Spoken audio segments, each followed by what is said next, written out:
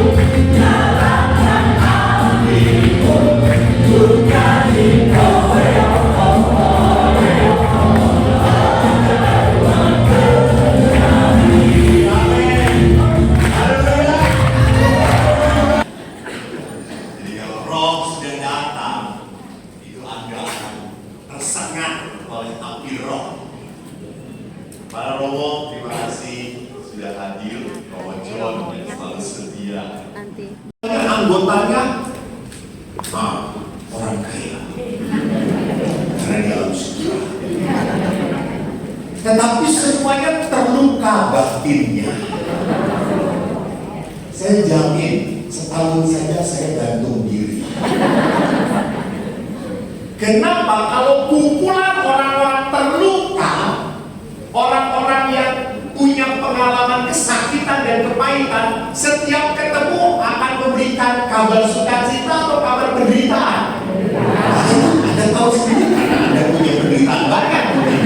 Anda aduh pastor susah, aduh pastor berat, aduh pastor saya ingin mati, aduh pastor capek. Lihat.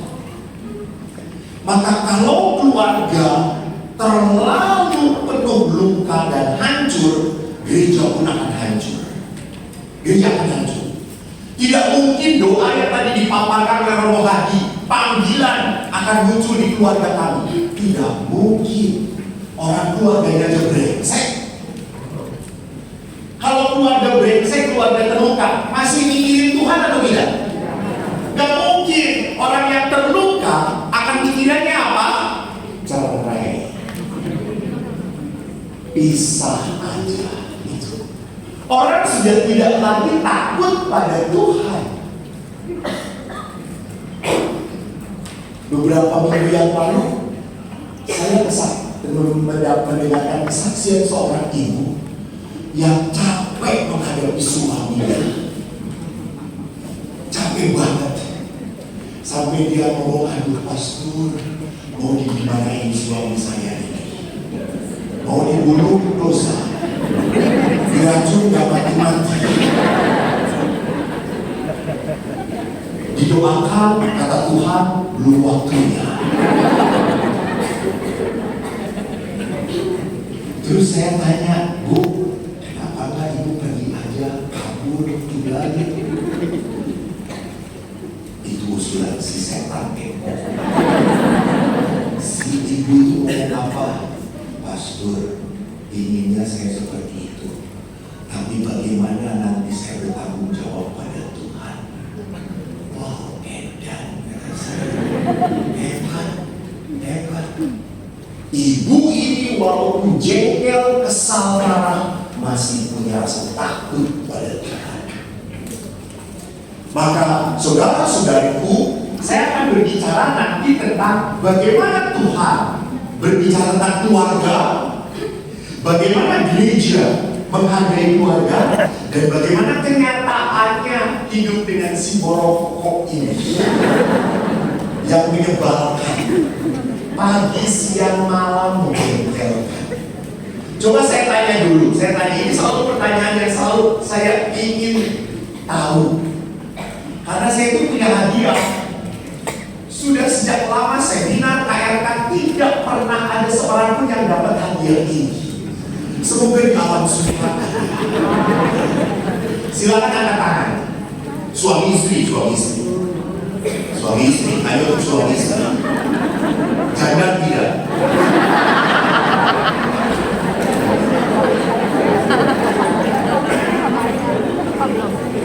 Apalagi di sini berat dengan suami yang lain. nggak pernah ribut ya. Saya doa. Suami istri nggak pernah ribut kali. Angkat tangan. Jangan sebelum bertanya angkat tangan dahulu. Dipanggil Tuhan malam ini berasa. Siapa yang hidup perkawinannya sebelum perkawinan kan dia punya mimpi tuh ya, nanti kawin dengan dia pasti kayak gini. Dan siapa yang hidup perkawinannya sesuai 100% dengan mimpi-mimpinya?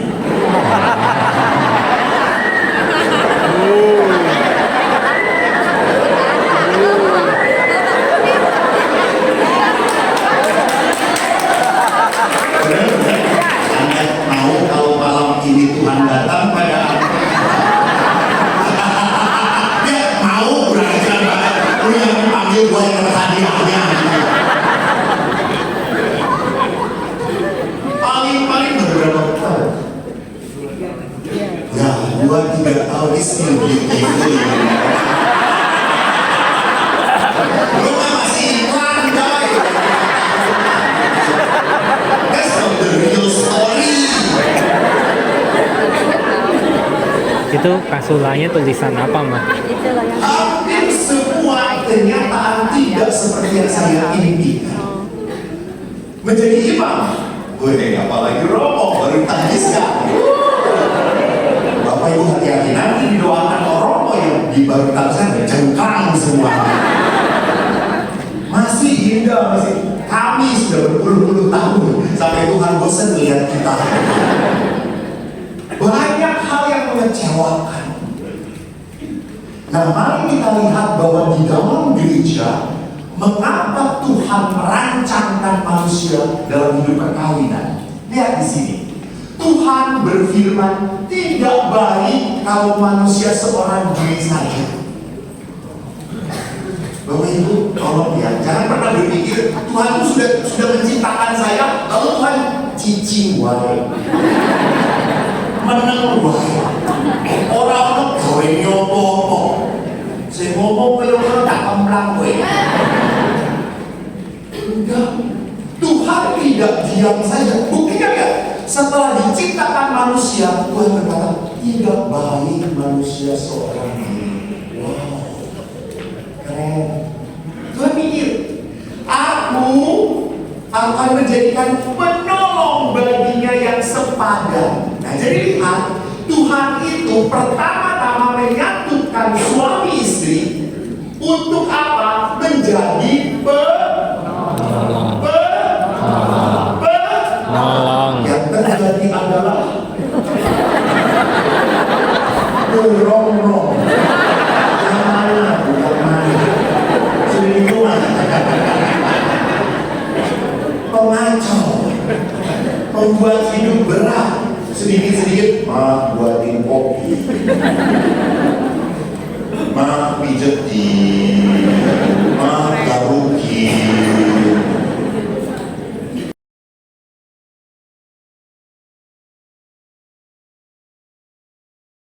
Pertama dari Allah menyatukan manusia dalam perkawinan. Maka saya tidak mau bertanya kepada 2-3 tahun. Bapak, pasangannya mana? Ini pasangannya. Oh, sudah berapa tahun? Oh, penderitaan. 38 tahun. Penderitaannya.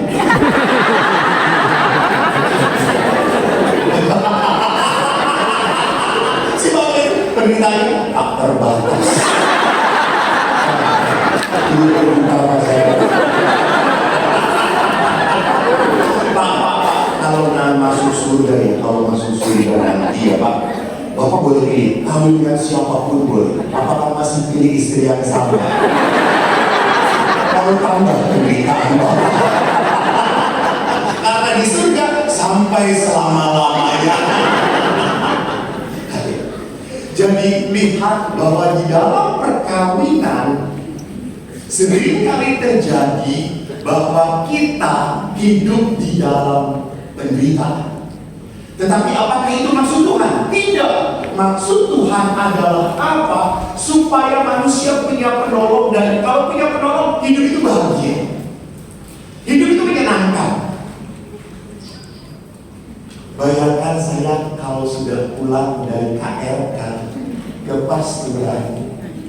Halo, semua pastor sudah di kamar. Makanan sudah dingin. Super lagi sudah. Jadi teman setia para pastor adalah apa? Indomie. Selera.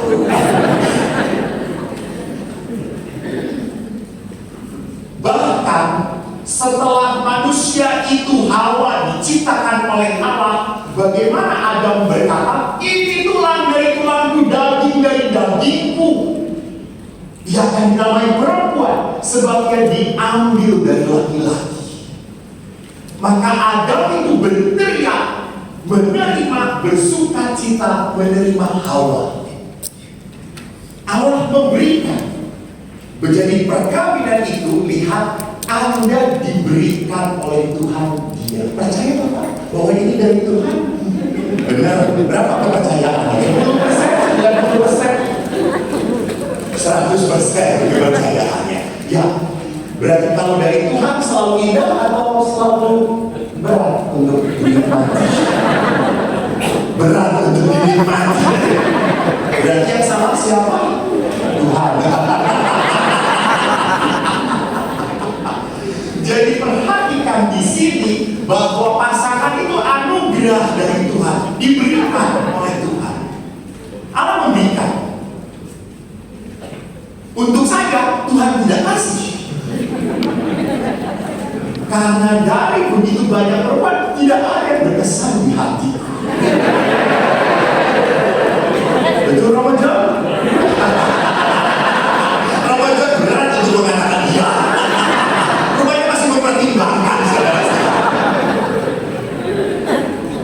Jadi Allah memberikan kepada laki-laki, dan laki-laki itu berteriak. Bahkan dikatakan apa?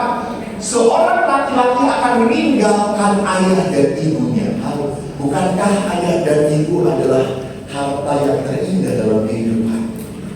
Bukankah seorang anak nyaman dengan ayah ibunya? Kenapa kok ditinggalkan? Berarti dia lebih berharga. Dia punya mimpi. Gua bisa membangun keluarga bersama pasanganku. Saya sudah mengalami dicintai oleh keluarga. Saya ingin membangun keluarga seperti yang saya alami. Dan lihat di sini, keduanya bersatu. Halo, ayah dan ibu, dan bersatu. Jadi tidak ada istilah menikah, lalu setelah menikah suaminya di Kalimantan, istrinya di Alam Sutra. Bu, pacaran LDR oke. Long distance relationship oke pacaran. Tapi kalau menikah LDR nggak benar itu. Jadi Allah mengatakan bersatu.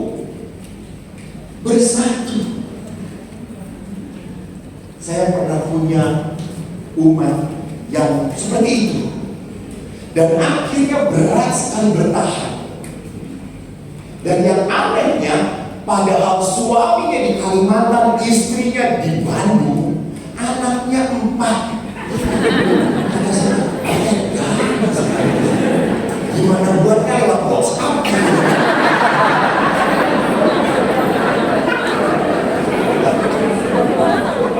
Istri itu berkata, enggak pastor. Terus gimana? Saya disentuh aja langsung hamil.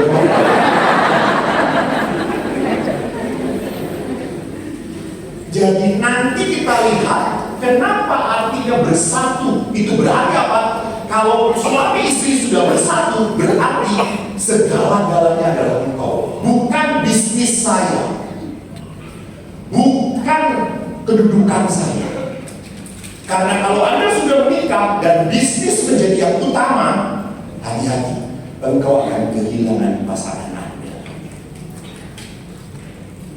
Karena yang nomor satu adalah apa? Bisnis, kedudukan, pangkat, maka keluarga akan kalah. Karena ini sebuah pertanyaan yang menarik. Romo, bisa nggak? Mungkin nggak? Orang bisnisnya maju, keluarganya juga maju. Bisa nggak? Harus benar-benar korban. Salah satu dikorbankan. Tapi ingat, pada saat orang menomor satukan keluarga, aneh, berkat justru akan melimpah.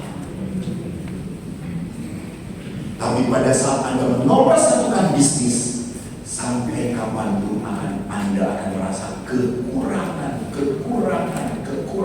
terus. Kenapa? Karena iblis akan menggoda Anda terus. Ayo, bisa. Sebentar lagi, sedikit lagi. Mam, nanti ya mam, keburu mati.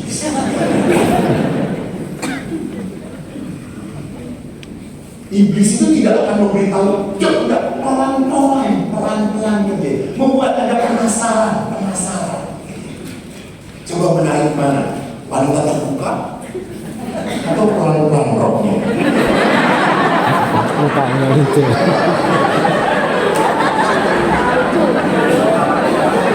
Saya tidak tahu, silakan berpikir sendiri. Nah, kalau tadi kita bisa sudah melihat di dalam kerangka kitab suci, bahkan di dalam perjanjian lama, perjanjian baru, kita bisa melihat keluarga. Adam, Hawa, Kain, Abil, anak, lalu Nuh, Abraham, Musa, semua hidup dalam keluarga. Allah memanggil mereka di dalam keluarga. Maka hidup keluarga adalah hidup yang apa? Yang ditentukan oleh Tuhan. Bahkan kalau ingat bacaan yang membuat Anda di dalam Ekaristi jengkel, bacaan yang mana? Kalau Injil berbunyi, ini menurunkan ini menurunkan ini Ikonya menurunkan ini, akhirnya Allah panjang banget. Keturunan. Sehingga kita bisa melihat bahwa Yesus pun lahir dari sebuah keluarga. Ada perjalanan sejarah keluarga. Nah, kalau Allah begitu menghargai keluarga sebagai anugerah besar, maka gereja pun melihat perkawinan sebagai sebuah institusi, lembaga, kesatuan yang harus dipertahankan. Maka dalam kanon 1055, perkawinan dengan mana pria dan wanita membentuk kebersamaan seluruh hidup. Nah ini bersama. Jadi nggak ada ini harta wanita, ini harta pria. Tidak ada. Dan ini sering terjadi sekarang. Apalagi kalau suami kerja, istri kerja. Saya kaget. Seorang istri sudah 20 tahun perkawinan mengatakan, Romo, suami saya sih gak pernah ngasih pendapatannya pada saya. Terus gimana? Kita ngatur sendiri-sendiri. Saya juga punya uang, saya juga kerja. Kita ngatur sendiri-sendiri. Ini bukan keluarga namanya. Engkau punya masalah, atur sendiri. Saya punya masalah, saya atur sendiri. Bahaya. Itu bukan keluarga. Itu bukan perkawinan. Itu anak kos.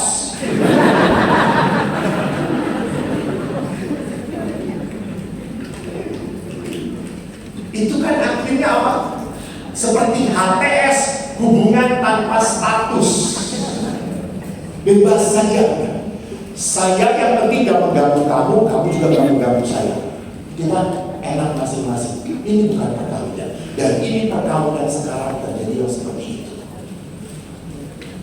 Jadi artinya apa? Saya gak mau ngerepotin kamu, kamu juga jangan ngerepotin saya. Sudah. Maka di kamar punya TV masing-masing. Saya pernah memberkati Romo, ibu-ibu kan kalau berkati, saya selalu berdoa. Bu, ini kamar siapa? Ini kamar saya, Romo. Kamar saya. Oh, bukan kamar kami. Kamar kita. Kalau kita masa saya ikutan.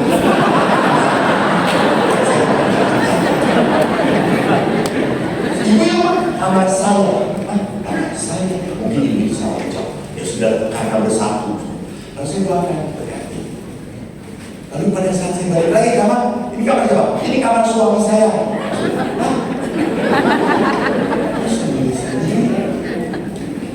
Saya lihat, saya pas berkati, saya pikir ada connecting door-nya gitu. Ada. Pada saat dibalik di belakang pintu ada connecting door ke kamar pembantu.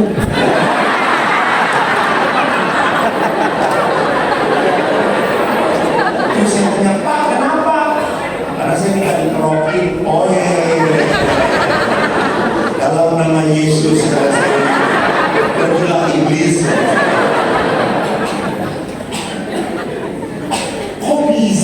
Kok bisa?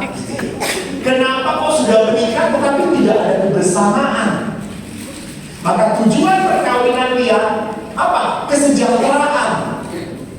Kesejahteraan itu berarti apa? Sesuai dengan yang Tuhan mau, menjadi penolong,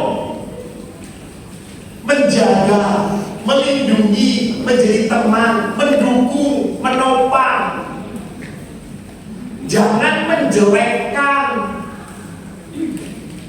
Saya suka sedih kalau ketemu bapak-bapak di resepsi pas makan. Saya tanya, Pak, mana istri? Tuh, di bawah. Dia tidak bawa anak banyak. Kalau kita mau perut masuk, kalau dia kawin masuk.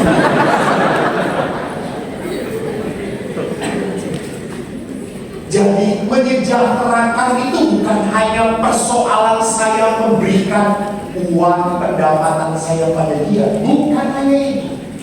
Apakah saya juga mau mendengarkan pasangan saya pada saat dia butuh saya? Karena dulu waktu pacaran, Anda pasti mendengarkan dengan setia, betul? Betul. Sekarang masih setia.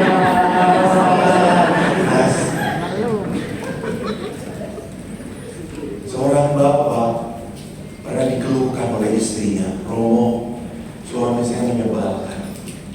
Kenapa, Pak? Mereka waktu pacaran kita ngobrol, sering bercanda, sering cerita. Sekarang saya nikah, gak pernah ngomong apa-apa. Dia cuma diem aja. Tolong mau nasihatin suami saya. Saya deketin suami, Pak, kenapa? Bapak dulu waktu pacaran saya cerita, sekarang gak pernah cerita. Lihat aja wajah istri saya kayak mulut semua. Matanya kayak mulut, hidungnya kayak mulut goyang. Kalau tadi ngobrol dengan istri saya, apakah kamu bisa nyala dia? Enggak. Nah, itu dia. Bukan saya nggak mau bicara, saya tidak diberi kesempatan bicara. Yuk ngomong, terus saya ngomong, langsung tanggung sampai selesai. Dan sudah akhirnya lebih baik saya diem. Terus saya tanya, kalau diem bapak ngerti nggak? Enggak, jawab apa gitu. Karena perempuan kan loncat-loncat temanya gitu. Bisa ke drama Korea, bisa tiba-tiba ke harga terasi, tiba-tiba ke Jokowi, semua dibahas.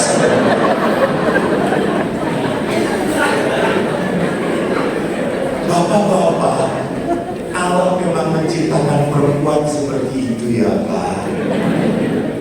Tuhan juga tak tahan. Akan dibuang aja ke bumi, perempuan kasih. Karena perempuan itu sehari konon katanya bicaranya 30.000 kata. Laki cuma 7.000 kata. Dan perempuan itu kalau 30.000 ini belum tuntas, kita mungkin gak ada berikutnya gitu. Maka perhatikan kalau saya lihat bapak-bapak di bawah itu nungguin kekayaan, cuma dia jam berapa?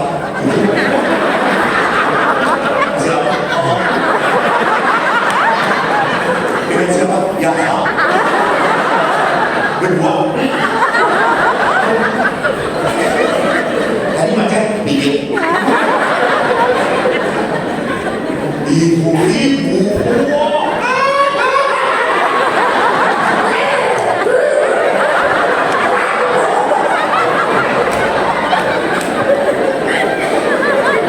ibu-ibu kalau kumpul tidak kehabisan tema.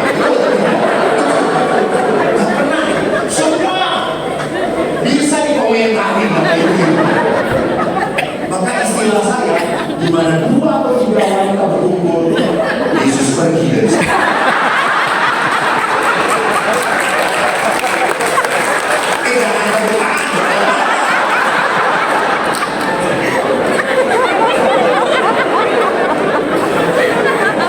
Kenapa? Karena Yesus tahu gak ada dengerin. Kalau ada, habis.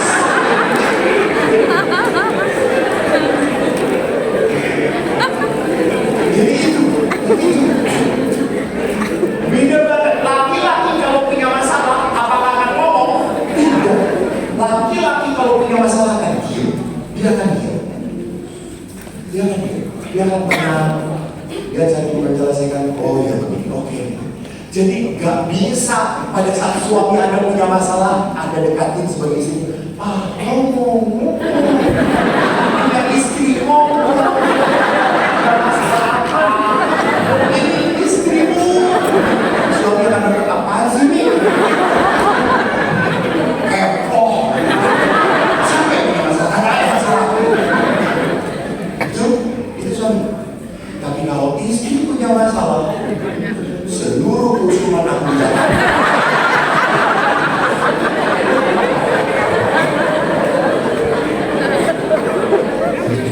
Pasang status.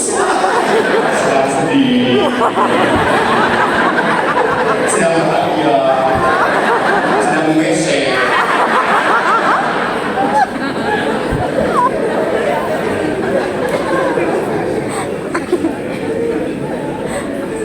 Dan dengan alasan kesejahteraan seringkali sulit untuk Padahal mengerti pasangan. itu ada loh, Yang istilah kedua orang. adalah perkawinan itu untuk sebuah apa? Keturunan.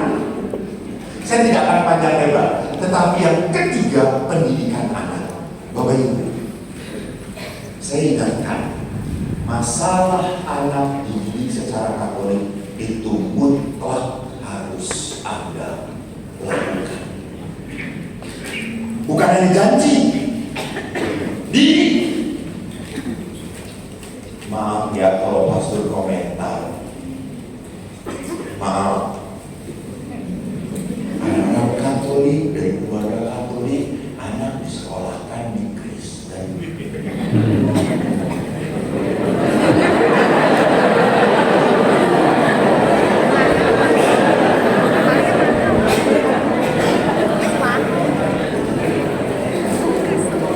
Oke, Anda mau mengatakan itu lebih bagus, pastor lebih apa namanya, pendidikannya lebih bagus, dia jadi lebih pintar. Halo, Anda mendidik anak Anda pintar, bisa jadi nanti besar ngebohongin orang tuanya. Didik anak Anda jadi orang yang takut pada Tuhan. Didik dalam iman. Dan para bapak, mendidik iman anak itu berarti apa? Bukan yang nyuruh, tapi bareng-bareng. Ya, doa dong. Papa, nanti. Papa, kau ingat. Berdoa bareng. Saya sejak kecil, kenapa jadi pastor? Karena ayah saya sejak kecil jam 8:30 nyuruh rosario anak-anak. Ini ada di TikTok. Dan 4 anak-anak itu, saya nomor 1, 3 adik saya, tidak ada yang suka cita disuruh rosario. Emang kita orang Kudus, kita orang Jawa.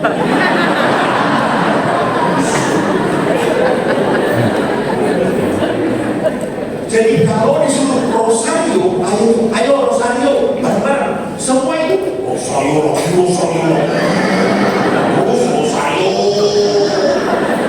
Kakak yang mau jadi rombok, kita yang rempong.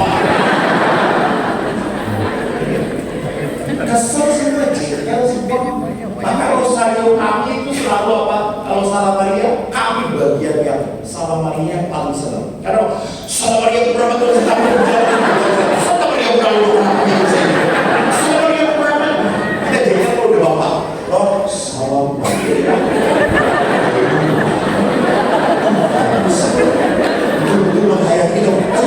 gini.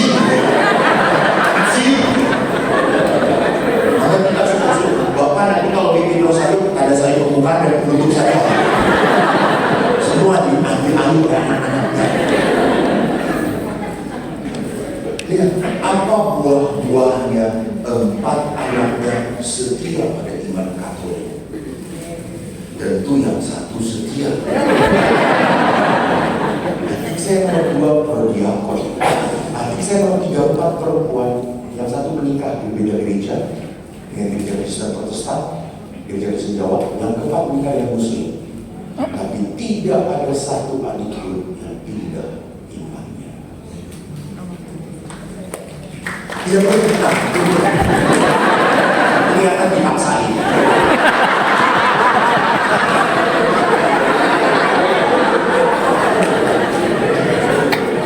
Ini bukan prestasi. Ini terjadi karena apa? Buah dari kesetiaan ayah. Yuk berdoa.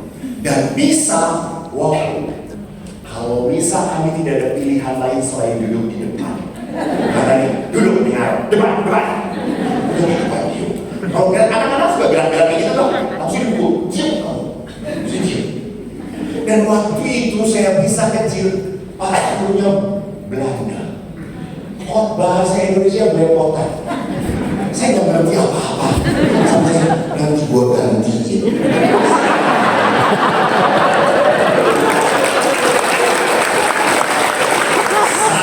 Sebelum saya berkhotbah di depan pastor itu sudah menghadap Tuhan. Jadi setiap waktu saya enggak, cuma dia nggak. Lalu jangan bantu. Dan ayah kalau mendengarkan khotbah pastor, wow.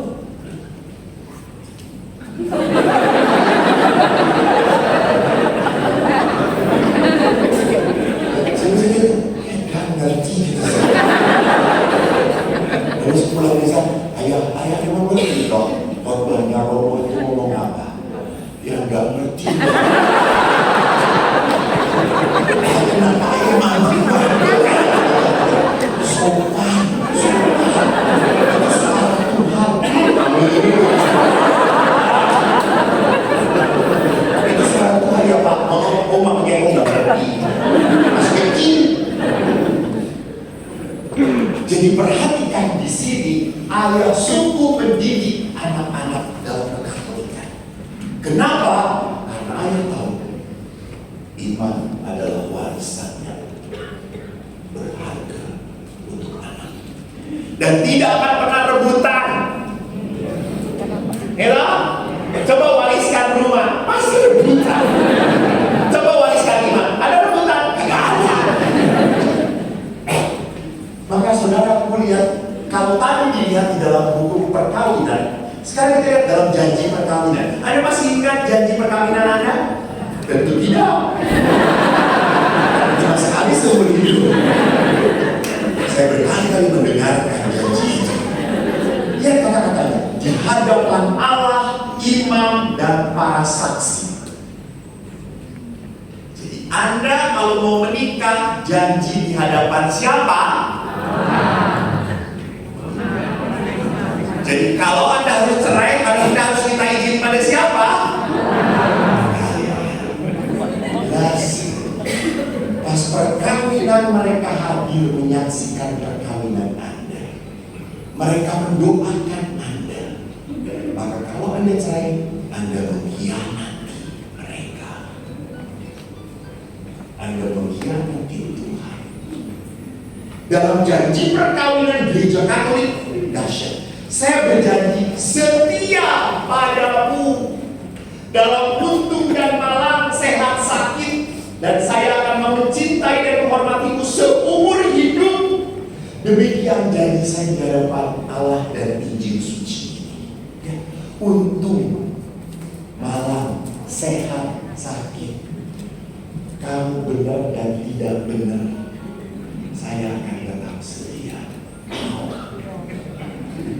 Jadi Pak tenang, bapak-bapak nggak bisa apa-apa, istri gak akan meninggalkan.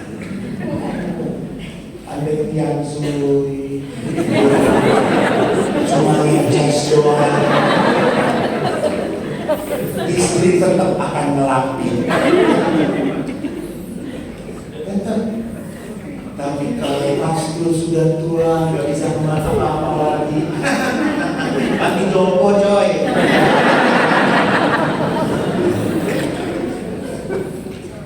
Gak ada yang ngurus itu. Tapi lihat di dalam perkawinan, Anda akan menyatu.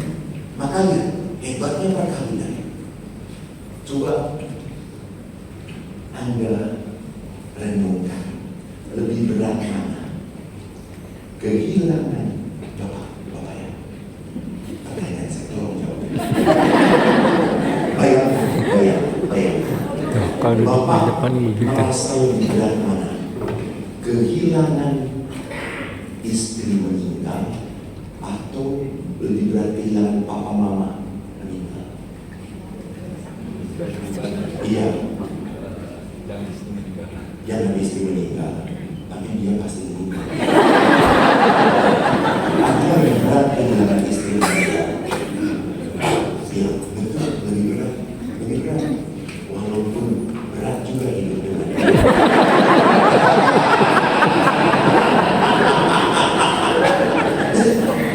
gak gampang, tetapi pada saat ditinggalkan berat itu sedih banget. Kenapa? Karena yang mempersatukan Tuhan. Maka perhatikan, lihat di dalam perkawinan, siapa yang menikah? Seorang laki dan perempuan, dan mereka ini gambar dan rupa Allah. Artinya apa? Saya itu harus bisa menghadirkan Tuhan bagi pasangan saya. Jadi kalau Tuhan mau mencintai istri Bapak, Tuhan akan menggerakkan siapa Pak? Betul. Kalau Tuhan mau mencintai suami, maka Tuhan akan menggerakkan siapa? Bu, lihat istri orang lain.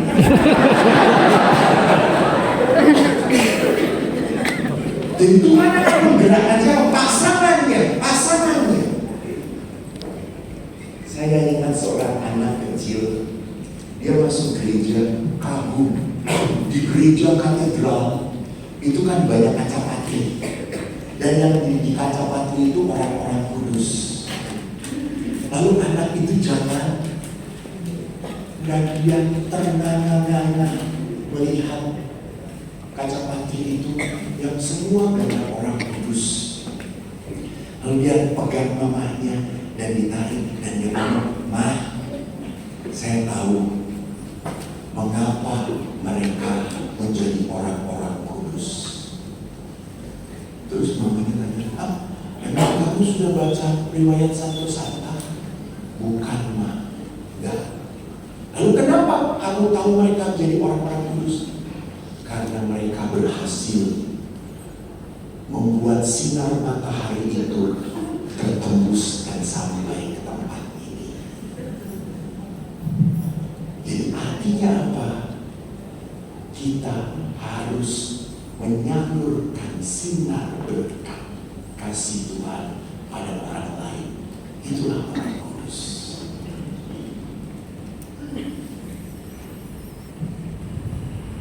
Maka Pak Sutri diberi martabat sebagai apa? Rekan kerjanya Tuhan di dalam apa? Keluarga. Maka lihat di sini di dalam Lumen Gentium dikatakan para suami istri Kristiani dengan sakramen perkawinan menandakan misteri kesatuan dan kecinta kasih yang subur antara Kristus dan gereja.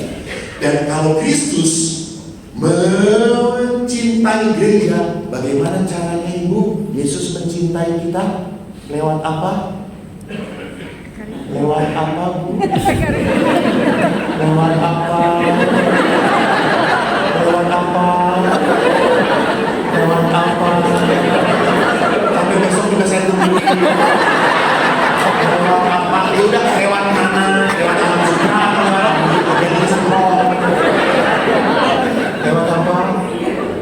Yesus mencintai kita lewat apa? Lewat apa? Lewat apa?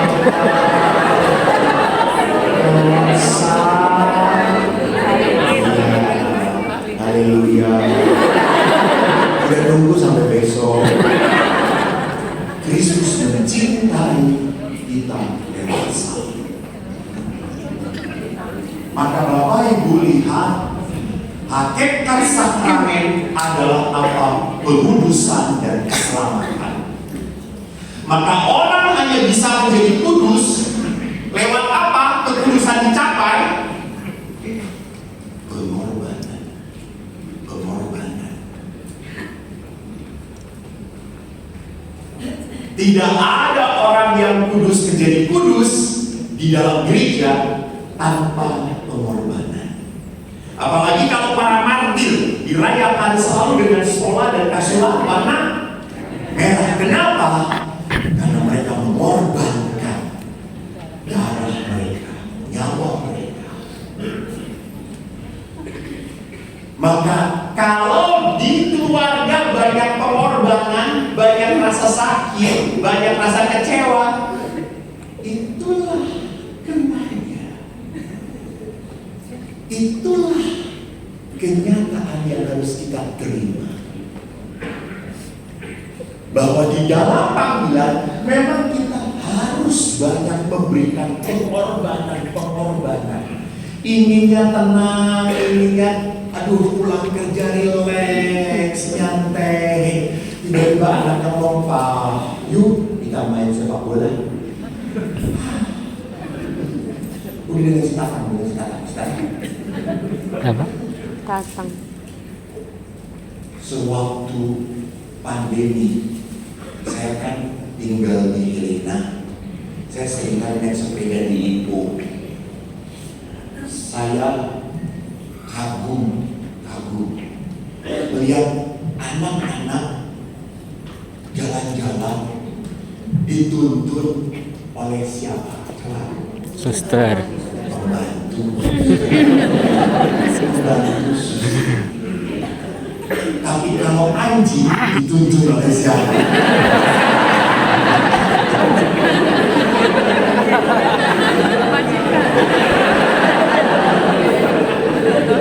Sedih saya dengan jadi anjing tahun 2020. Anak yang ngurusin suster, anjing yang ngurusin. Ya ampun. Aneh kok.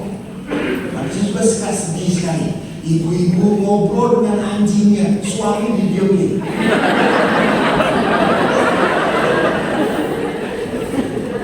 Ada pernah sebuah cerita itu saya pernah ceritain.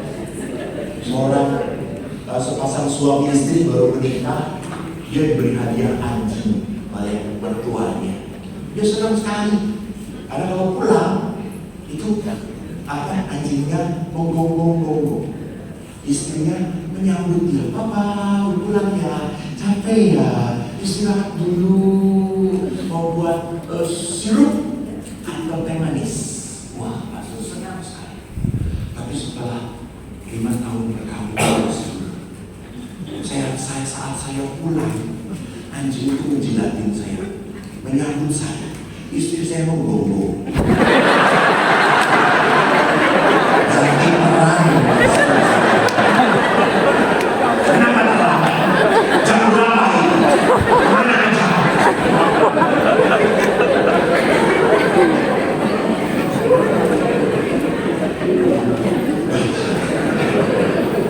Jadi itulah kekudusan, itulah pengorbanan. Ayo punya istri yang begitu, bunyi terus langsung salam aja.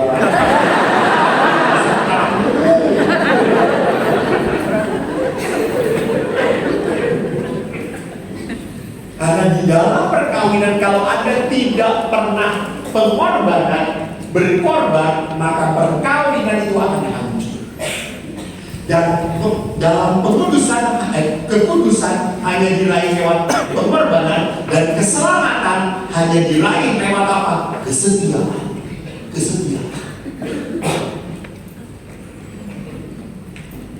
Jadi yang namanya setia itu bukan masalah enak dan tidak enak, masalah senang atau tidak senang. Tapi masalahnya adalah apa? Saya sudah janji dengan Tuhan. Maka prinsip saya kan selalu sama. Kalau Anda ingat, prinsip sama saya apa? Hao je bu hao je, je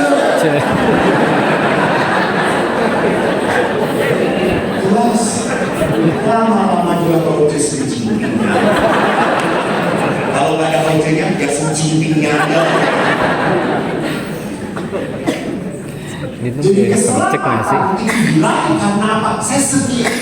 Kayak percik. Ibu saya itu mendidik anak-anaknya dalam kesetiaan dan penuh pengorbanan. Ibu seorang bidan. Kami di rumah dengan 4 anak dan bapak tidak punya pembantu. Bayangkan, kalau saya pulang sekolah nggak langsung makan karena belum ada makanan. Ibu datang, nah tunggu ya bu, ibu masak. Dan paling cepat itu masak apa?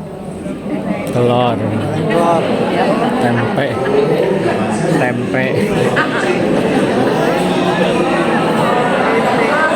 tempe, Orang telur.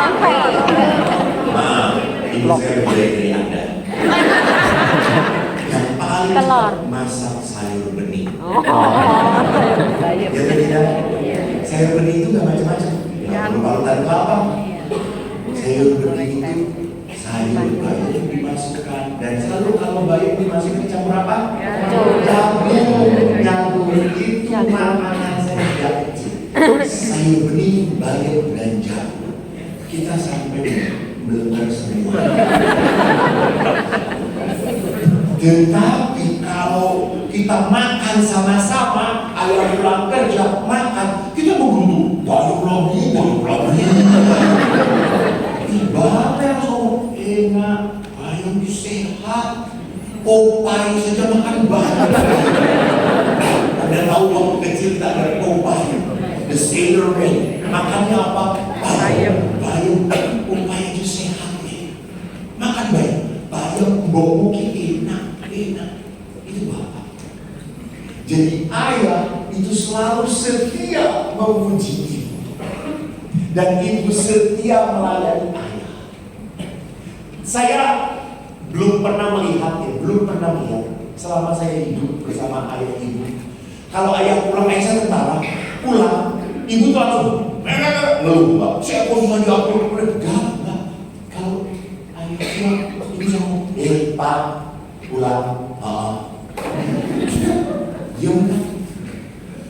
Bapak diam ke kamar, ganti baju, biasanya cuma pakai celana keluar begitu, dengan kaos Singlet.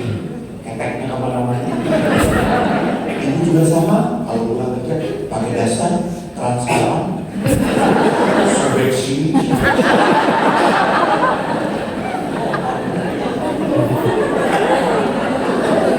Maka saya sudah sejak kecil lihat dalaman perempuan.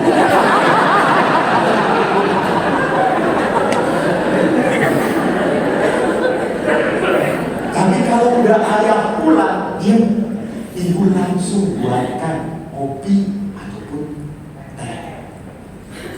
Dan ayah selalu diam, dia tenang. Baru setelah tenang, ibu tanya, iya Pak, tapi capek. Oh, udah banyak banget. Indah banget. Kalau udah banyak kerjaan, kita langsung, kok, ayo, cuci piring. Bersihin, sapu, sama-sama. Dan itu dilakukan dengan kesetiaan. Jadi perhatikan bahwa keselamatan di dalam perkawinan hanya terjadi pada saat kita bisa setia. Sayangnya, sebuah perkawinan tanpa kesetiaan dan pengorbanan bisa menjadi sebuah musibah perkawinan. Paulo Coelho, salah seorang alkemis, dia pernah mengatakan, every blessing it yours become a curse. Jadi perkawinan itu mujizat, dan perkawinan itu anugerah. Tapi pada saat Anda tidak bisa merawat anugerah perkawinan, maka perkawinan itu akan menjadi musibah. Menjadi hal yang paling menyakitkan dalam hidup perkawinan Anda. Bagaimana bisa menjadi ignore, cuek? Kita lihat. Seringkali dalam perkawinan, high expectation, low preparation. Kita terlalu banyak berharap, tetapi kita tidak menyiapkan diri. Kita berharap, wah nanti dia berubah setelah nikah. Wah, kita berharap setelah menikah dia akan berperhatian. Wah, saya berharap nanti setelah perkawinan akan baik-baik saja. Everything running well. Tetapi kita lupa, kita nggak menyiapkan kalau dia berubah. Kalau dia itu punya luka batin di rumahnya, dia punya kekecewaan, dia punya kejengkelan yang belum dia selesaikan. Hidup menikah dengan Anda bukan berarti kejengkelan, kemarahan, kepedihan yang dulu itu sudah beres. Belum, itu bisa keluar. Itu bisa keluar. Saya baru tahu kenapa ayah saya keras dan kasar dengan saya. Karena ayah selalu menuntut kamu anak pertama harus jadi contoh untuk adik-adikmu. Dan saya adalah contoh yang harus tidak diikuti. Karena saya bodoh. Jadi ayah selalu ngomong, jangan seperti kakakmu. Bukan, lihat kakakmu. Kagak ada. Jangan seperti kakakmu. Dia bodoh. Minta. Dia matematika jelek terus. Dia gak bisa apa-apa. Suka main, suka melawan, ngaco. Itu untuk saya. Jangan diikuti. Dan saya selalu dikatakan ayah, oh ingat, tidak pernah boleh melukai perempuan. Dan itu tidak hanya omongan ayah. Ayah tidak pernah menyakiti ibu. Ya. Adik dua perempuan saya tidak pernah dipukul oleh ayah. Karena dia boleh melukai perempuan. Dan adik saya nomor dua, laki-laki, tidak pernah dipukul oleh ayah. Karena dia pintar. Dia penurut. Dan akhirnya semua kesakitan diterima oleh saya. Berkat. Saya bodoh, saya bandel, saya dihajar oleh ayah. Ayah keras banget dengan saya. Bahkan apa yang terjadi, saya sampai membuat saya kecewa, marah, dan jengkel. Baru saya tahu kenapa ayah sekasar itu setelah saya 10 tahun jadi imam. Baru saya membereskan luka kemarahan saya dengan ayah. Saya baru tahu dan baru sadar bahwa ayah itu anak ketiga dari 5 bersaudara. Kakaknya perempuan dua-duanya, adiknya dua-duanya perempuan. Jadi ayah satu-satunya laki-laki. Dan kakek saya itu seorang muslim. Di keluarga ayah itu hanya Katolik cuma ayah. 2 adik dan 2 kakaknya muslim. Dan kakek saya ajengan, ustadz. Dia selalu ngajar. Maka pada saat anaknya sulit diatur, dipecut oleh kakek. Rupanya ayah keras pada saya karena dididik keras oleh kakek. Sama, apakah Anda tahu luka pasangan Anda? Pasangan Anda pun punya pengalaman masa lalu yang menyakitkan dia. Jadi tidak pernah disiapkan. Tiba-tiba setelah menikah, lo kok kayak gitu ya? Lo kok dia jadi kayak gitu? Marahnya dari dulu waktu marah dia bisa menahan diri. Setelah menikah, los, Novem, belum. Akhirnya tidak tahan. Hati-hati. Saya pernah ada yang konsultasi, Romo, kesel, karena apa? Masih pacaran, pacarnya sudah berani memukul. Kalau sekarang, putus, sekarang putus. Lu masih pacaran ini dipukul, apalagi nanti setelah suami istri, lu jadi kan samsak lu.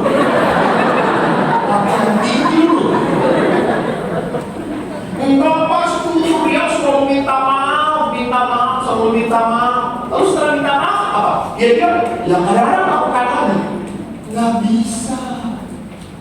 bisa. Tetapi akhirnya si perempuan ini ngotot ingin menikah dengan laki-laki seperti itu. Kenapa? Karena setiap ketemu mamanya selalu ngomong, kapan kawin? Jengkel toh. Kata saya terus disuruh tanyain oleh mama, ya sudah sini mama kamu, saya racun mama kamu. Ya, apakah kita tahu latar belakangnya kita kenapa dia mau nikah? Rupanya didesak. Sudahlah daripada ribut mama ngomong terus, sudahlah kawinlah, selesai. Nanti gimana nanti mau nikah? Banyak perkawinan yang selalu berkata gimana nanti, dan selalu hancur. Kalau ngomong gimana nanti, there is low preparation. Gak mau persiapkan. Jadi perkawinan di dalam gereja Katolik bukan hal yang mudah. Kenapa? Lihat di sini. Kill the snake, don't speak with the snake. Apa itu the snake? Hah? Buat ketahu.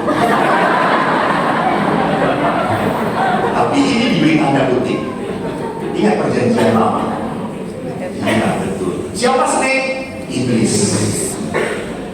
Jadi ingat, di dalam perkawinan kita lemah, betul? Dan banyak godaan.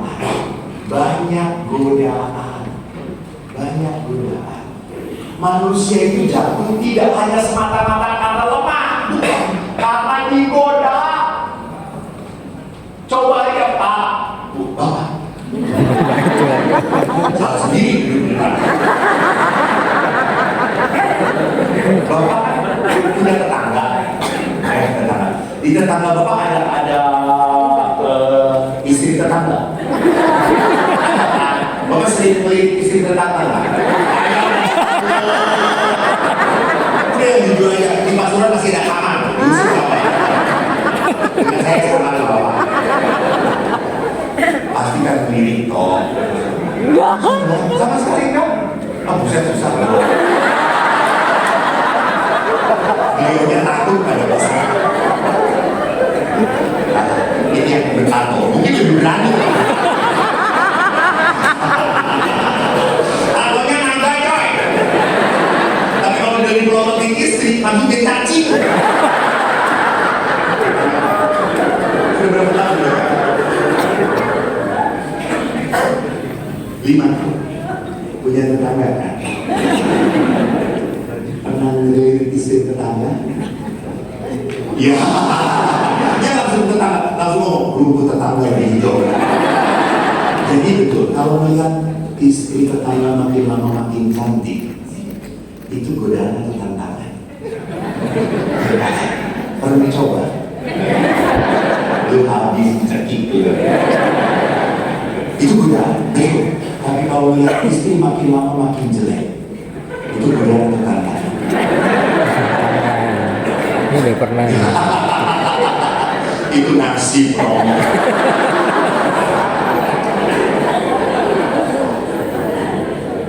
Pak, jangan lupa, kenapa istri Bapak makin jelek? Karena kawin dengan Bapak. Coba kawin dengan Ariel Peter kan? Jadi kayak undang ayah.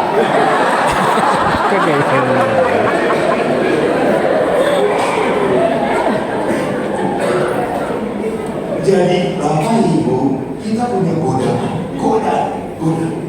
Bukan hanya kita lemah, selalu. Maka dengan godaan hanya satu apa? Kill the snake, don't speak with the snake. Jangan tawar-menawar dengan yang namanya godaan. Katakan tidak. Kalau Anda mencoba sedikit-sedikit, boleh, nggak apa-apa. Romo dia kan satu komplek dengan saya. Saya kan pakai mobil, masa janda itu kan satu komplek juga dengan saya. Masa nggak ikut satu mobil? Istri saya aja selalu berpikiran buruk. Ya Bapak tidak berpikiran buruk, tetapi ini adalah celah. untuk nasi. Ingat, kita suka yang namanya apa? Reuni. Itu juga salah.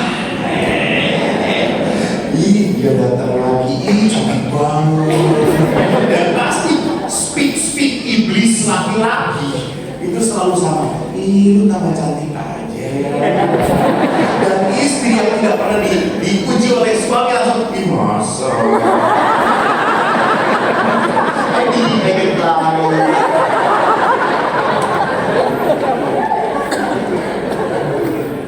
Jadi perhatikan, kapanpun selalu ada godaan. Jangan pikir para pastor tidak tergoda. Banyak. Itu ibu-ibu kalau pastoran, ya Tuhanku Yesus. Roh naik, ini turun. Dia pikir pastor buta kali.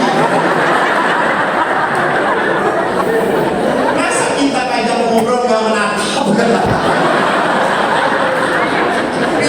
Oh, baik-baik aja kok. Orang kudus dari atas semua.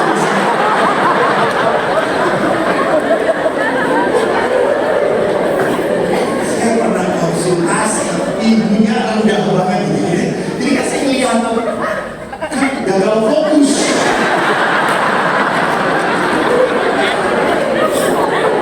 Lalu supaya saya fokus, saya tuh lihat ke bawah ini. Terus ibu tuh pastor melihat kepada saya kalau ngomong. Saya lihat ibu langsung ingin menerkam.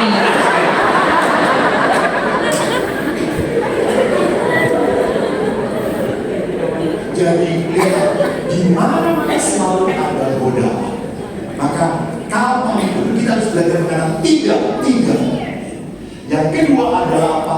Attack the problem, affirm the spouse. Don't attack the spouse, affirm the problem. Jadi seringkali kalau kita punya masalah, kita selalu gampang menyalahkan pasangan. Gara-gara kamu sih, jadi ada kayak gini. Coba kalau kamu udah kayak gini, pasti nggak kayak gini. Kata-kata yang mudah sekali muncul. Ini terjadi karena kamu kayak gini, ini menyalahkan. Dan pada saat kita menyerang pasangan kita, akhirnya kita menyetujui apa masalah itu. Masalah ini terjadi karena kamu. Dan pernah seorang pasangan suami istri yang sudah hampir 45 tahun pernikahan, saya kaget, dia ikut seminar saya. Kata saya, mau ngapain lagi? Om, sudah berapa tahun ya? 45 tahun. Hah? Gila banget. Lama mati om. Sehat. Terus saya tanya, om gimana hidup dengan istri? Dia langsung ngomong. Apa artinya om? Berat. Kenapa beratnya? Yang Romo katakan betul semua. Apa maksudnya? Istri saya tuh ngomong, nyalahin terus. Saya tuh gak pernah benar di mata istri saya. Terus gimana om kalau begitu? Ya sudah, saya terima. Kenapa om terima? Biar damai, biar tenang, Romo, biar tenang. Saya hidup ingin tenang. Maka karena hidup saya ingin tenang, saya punya 2 prinsip. Satu, yang paling benar adalah Tuhan. Yang kedua terbenar adalah istri saya. Saya tidak pernah melawan Romo. Ingat Romo, formulasinya suami istri. Suami salah, suami harus minta maaf pada istri. Ya betul Om. Nah, suami istri salah, istri akan berkata, gue salah karena lu kayak. Maka kesimpulannya suami tetap salah. Jadi harus kita lakukan tetap suami. Nah, Bapak Ibu yang terkasih, jangan pernah di dalam perkawinan memakai 2 kata pada pasangan Anda, yaitu apa? Never and always. Lu tuh gak pernah memperhatikan gue. Lu tuh gak pernah tepat kalau janji. Anda jahat. Pasti pernah dong tepat. Lu tuh selalu komplain. Lu tuh selalu nyala-nyalain. Pastikan suatu saat yang nyala-nyalain. Jadi itu adalah kalimat apa? Kalimat yang attack the spouse, menyerang pasangan. Dan kalau sudah menyerang pasangan, akhirnya apa? Perkawinan menjadi tidak nyaman lagi. Kita mengkritik, dan kita mengkritik pasangan. Kenapa? Karena kita selalu merasa yang paling benar. Dan saudaraku, dengan perkawinan kita sadar, kita bukan falling in love, kita walk in love. Kalau falling in love mah perasaan, begitu saja. Kalau walk in love itu berarti apa? Kita berjalan bersama-sama, kita jalan sama-sama dalam kasih. Maka supaya seperti temanya hidupku diberkati, bagaimana kita harus belajar memenuhi bahasa cinta yang diharapkan oleh pasangan. Apa sih yang dia mau? Nah ini yang harus dia cari. Karena sudah bisa terjadi ya, Anda sudah kerja keras, capek, sehingga semua dipenuhi, tapi istri masih tetap merasa kurang dicintai. Kenapa? Karena bahasa istri inginnya dipeluk, disentuh, kalau jalan dipegangin, inginnya kayak gitu. Suami berpikir, oh gua pikir tuh gua beliin ini itu, lu udah senang. Enggak, gua nggak butuh itu. Gua butuh dipeluk, gua butuh jalan bareng, gua butuh ngobrol. Maka bahasa kasih, bagus sekali. Ada 5 bahasa kasih. Yang pertama, pujian. Mungkin ada yang butuh dipuji, ada juga yang tidak.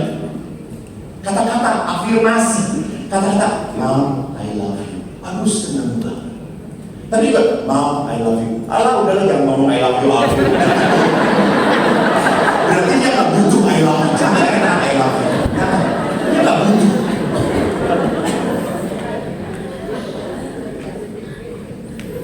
Ada juga yang sering senang dapat hadiah.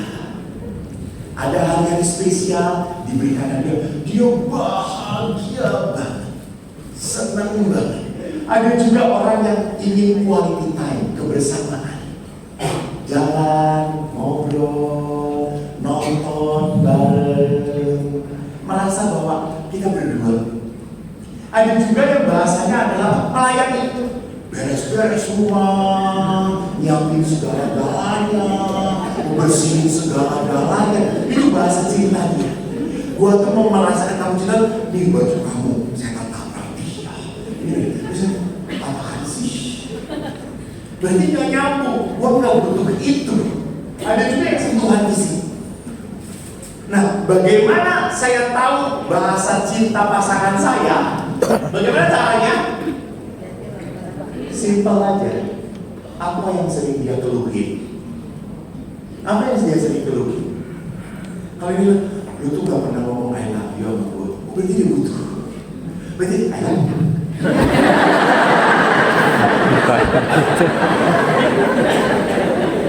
Berarti dia butuh banget. Lu tuh kalau aku tuh gak pernah kasih hadiah, gak pernah pelit banget. Oh, bahasa kasih hadiah. Bawa Pak oleh-oleh. Bawa Pak dari Jakarta bawa kerupuk 1. Udah saja. Ini oleh-oleh. Wah, with love. Senang. Dia diberi. Tapi ada orang juga, udah lama gue gak merasa disentuh ya sama kamu. Itu sentuh lah. Peluk. Jadi saya harus tahu bahasa kasih pasangan saya. Dengan tahu bahasa kasih, maka perkawinan Anda akan merasa menjadi sebuah apa? Perkawinan yang diberkati. Bapak Ibu, jangan lupa yang berhak untuk membuat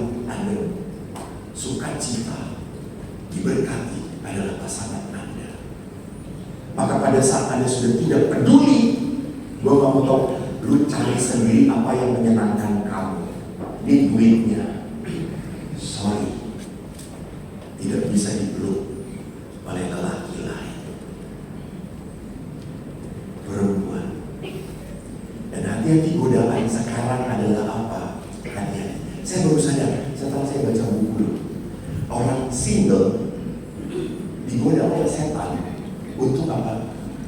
Kamu tutup telinga, itu orang tua saya.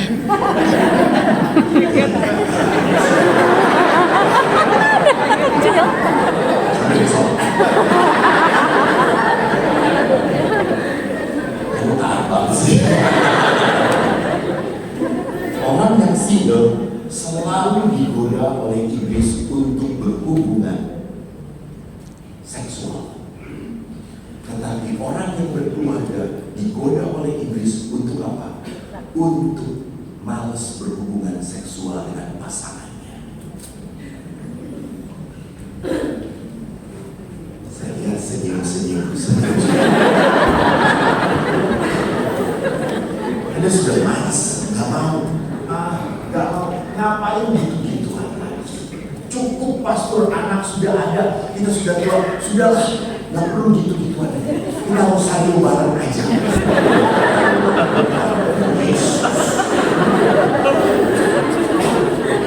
Bapak Ibu jangan lupa ya, hubungan seksual bagi suami istri adalah super glue. Adalah super glue. Lem yang membuat lengket hidup perkawinan.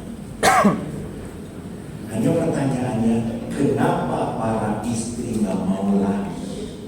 Karena suami main tancap gas doang. Emang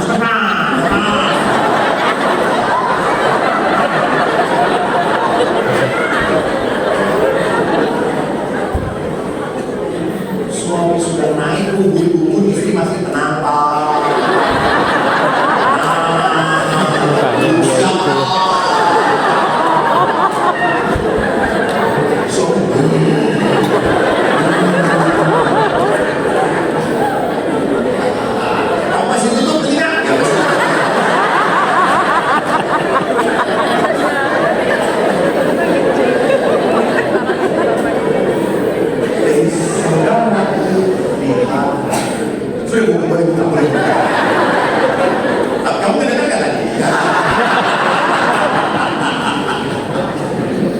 Bapak Ibu yang terkasih, salah satu hal yang membuat kita tidak bisa mendekat pasangan kita tidak mau dekat dengan pasangan. Kadang-kadang saya sedih, ada orang yang mengatakan, Romo kenapa ya? Apa? Bersentuhan dengan pasangan kita malah jengkel, malah males, malah gak terasa apa-apa. Tapi kalau bersentuhan dengan romonya, oh gak nyaman.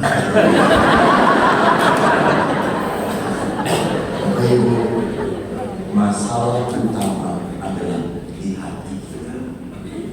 Di hati kita. Anda berani menyimpan apa? Kecewa, menyimpan marah, dan itu adalah karya iblis. Ingat, iblis harus dilawan. Jangan dibiarkan. Maka malam ini kita akan mengadakan pelayanan doa. Ada para pendoa yang akan berdoa bagi Anda. Datangilah dengan rendah hati dan percaya. Saudara-saudari, gak mungkin orang disembuhkan oleh Tuhan kalau orang itu tidak mengakui penyakit. Betul-betul tidak. Kan gak mungkin kita datang pada dokter, dok saya sakit. Oh, dokter katanya sakit apa? Ayo tebak.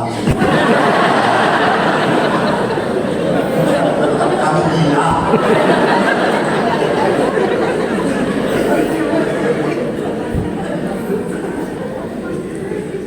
Maka Bapak Ibu, kalau Anda ingin dipulihkan, Anda ingin disembuhkan, akui.